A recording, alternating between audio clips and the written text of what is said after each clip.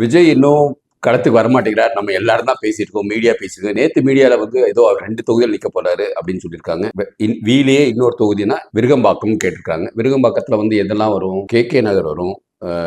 கோயம்பேடு வரும். இன்னொன்னு சாலிகிராமம் வரும். அந்த ஏரியா தான் நினைக்கிறேன். விருகம்பாக்கம் வரும். அந்த சுத்தி இருக்கிறது தான். கட்டாயம் வந்து அவர் ஜெயிக்கிற வாய்ப்பு இருக்கு. ஏன்னா அங்க வந்து திமுகவும் அதிமுகவும் மாறி மாறி ஜெயிச்சிட்டு இருப்பாங்க. ஸோ எல்லாத்துலேருந்து ஒரு 5-5% ஓட்டு வாங்கினால ஒரு இவருக்கு வந்து 25% வந்தாலும் ஜெயிச்சிருவாரு. அதனால விருகம்பாக்கம் அவர் கொஞ்சம் சேஃபான தொகுதி தான் நான் நினைக்கிறேன். திருச்சி ஈஸ்ட் கேட்டிருக்கிறாரு. திருச்சி பத்தி எனக்கு அவ்வளவு தெரியாது. அங்கேயும் விருகம்பாக்கம் மாதிரி அங்கேயும் மாநிலம் கீழே வந்துட்டு இருக்கு. இவர் வந்து ஏர்போர்ட் எங்க இருக்குதோ அதை சூஸ் பண்றாரு நினைக்கிறேன். ஏன்னா ஏற்கனவே டக்குன்னு போயிட்டு அங்க பிரச்சாரம் பண்ணிட்டு அடுத்த இடத்துக்கு பிரச்சாரம் பண்ணவங்களுக்காக வராரு. ஆனா இந்த தடவை வந்து பெருசா அவர் அலைய மாட்டாருன்னு நினைக்கிறேன். என்னோட இது வந்து ஒரு பஸ் பயணத்துக்கு அப்படியே ஒரு ட்ரிப் அடிப்பாரு.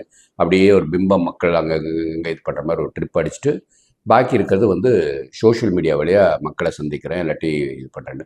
ரொம்ப பெருசா பேச மாட்டேன்னு நினைக்கிறேன். அவர் கடந்த ஒரு மழலை பேச்சாளராக தான் இருக்கிறார். மழலை பேச்சாளராக இருக்கும்போது பெருசா அவங்க உள்ளுக்குள்ள ஹார்ட்ல இருக்கிறத வெளிப்படுத்த முடியாது. அதனால மீடியாவை சந்திக்கிறதும் வந்து கொஞ்சம் யோசிச்சு தான் சந்திப்பாரு. ஏன்னா தெரியாம எதையா வாய் விட்டுற போடுவார் அப்படிங்கிறதுக்காக. ஸோ இந்த எலெக்ஷன்ல அவர் ஜெயிப்பாரு.